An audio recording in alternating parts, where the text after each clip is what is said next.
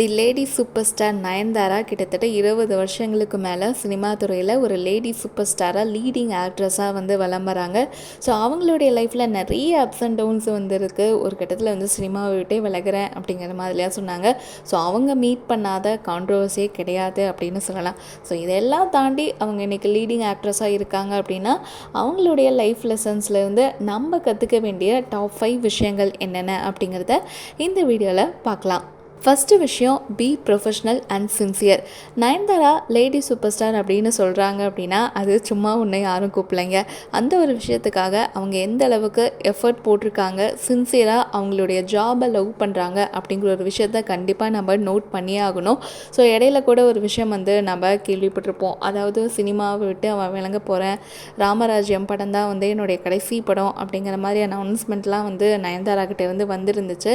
ஆனால் அந்த கேப் எல்லாம் தாண்டி, அந்த தடைகளையெல்லாம் தாண்டி ஸோ அவங்க தனக்கான ஒரு இடத்த பிடிச்சாங்க. அதே மாதிரியே தன்னுடைய வேலையில் ரொம்பவே ப்ரொஃபஷ்னலாக இருப்பாங்க நயன்தாரா. ஸோ இந்த ஒரு விஷயத்த அவங்களோட ஒர்க் பண்ண டெக்னீஷியன்ஸ், ஆக்டர்ஸ் எல்லாருமே வந்து நிறைய இன்டர்வியூஸில் சொல்லி நம்ம கேள்விப்பட்டிருக்கோம். அதே மாதிரி நயன்தாராவும் இந்த ஒரு விஷயத்த தன்னுடைய அம்மா அப்பா கிட்டேருந்து கற்றுக்கிட்டேன் அப்படிங்கிறத அவங்களுடைய ரீசன்ட் டாக்குமெண்ட்ரியில் வந்து ஓப்பன் அப் வந்து பண்ணியிருப்பாங்க.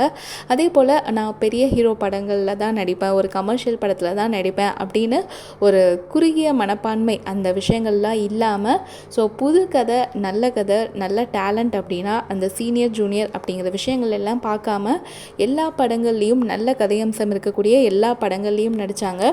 அது மட்டும் இல்லாமல் ஒரு கமர்ஷியல் படத்துலேயே நடிக்கிறாங்க அப்படின்னா கூட தன்னுடைய கேரக்டர் எந்த அளவுக்கு அந்த படத்தில் இம்பேக்ட் ஏற்படுத்துது அப்படிங்கிற ஒரு விஷயத்துலேயும் வந்து ரொம்பவே கேர்ஃபுல்லாக இருப்பாங்க.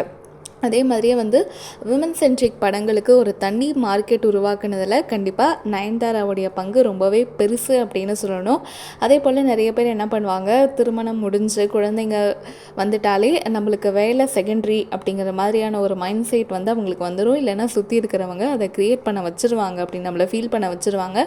ஆனால் அந்த பவுண்ட்ரிஸ்லாம் வந்து தாண்டி தன்னுடைய ஃபேமிலி, குழந்தைங்க வந்துட்டாலுமே நான் ஒரு இண்டிவிஜுவல், நான் லவ் பண்ணுற விஷயத்த நான் பண்ணணும், எனக்குன்னு ஒரு தனி ஸ்பேஸ் இருக்குது அப்படிங்கிற ஒரு விஷயத்தை ரொம்பவே ஸ்ட்ராங்காக பிலீவ் பண்ணி அதில் கரெக்டாக ட்ராவல் பண்ணுற லேடி தான் நயன்தாரா. ஸோ இந்த ஒரு விஷயத்தை நம்ம அவங்கக்கிட்ட இருந்து கண்டிப்பாக கற்றுக்க வேண்டிய ஒரு விஷயம்.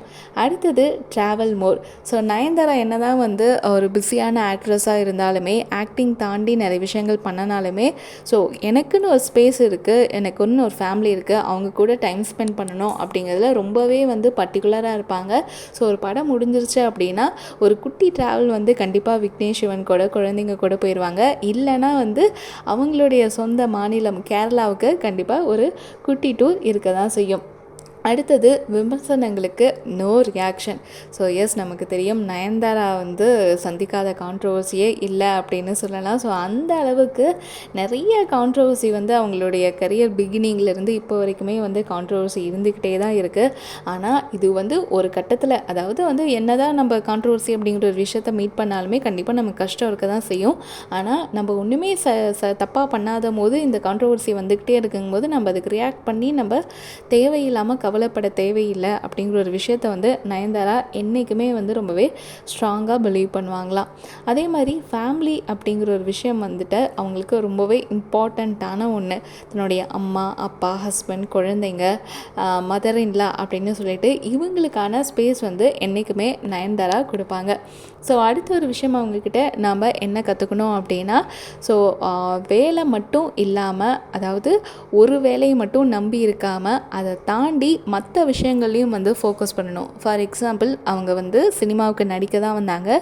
ஆனால் அதுக்கப்புறமா இயர்ஸ் போக போக நடிகை அப்படிங்கிறத தாண்டி அவங்க வந்து ஒரு ப்ரொடியூசராக அவதாரம் எடுத்தாங்க. இது மட்டும் இல்லாமல் நிறைய பிஸ்னஸ்லேயும் லைக் பியூட்டி ஆகட்டும், அதே மாதிரி நாப்கின், ஃபுட் அப்படின்னு சொல்லிட்டு நிறைய பிஸ்னஸில் வந்து அவங்க கான்சென்ட்ரேட் பண்ண ஆரம்பித்தாங்க.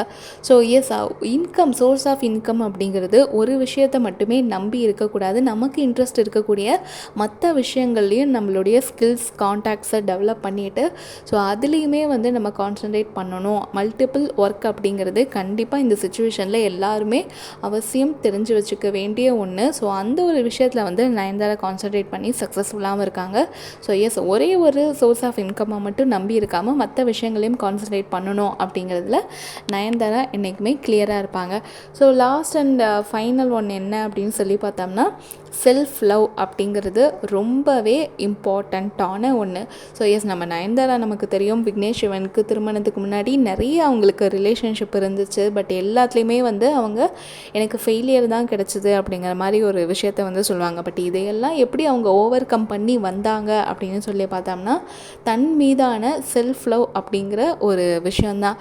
நம்ம எந்த ஒரு சுச்சுவேஷன்லேயும் வந்து செல்ஃப் லவ், செல்ஃப் கான்ஃபிடென்ஸ் அப்படிங்கிறது ரொம்பவே முக்கியம். அதே போல் நயன்தாரா கிட்ட இன்னொரு விஷயம் நம்ம ரொம்ப பர்டிகுலராக மென்ஷன் பண்ணி சொல்லணும் அப்படின்னா, அவங்களுடைய ஃபேஷன் சென்ஸை வந்து சொல்லணும்.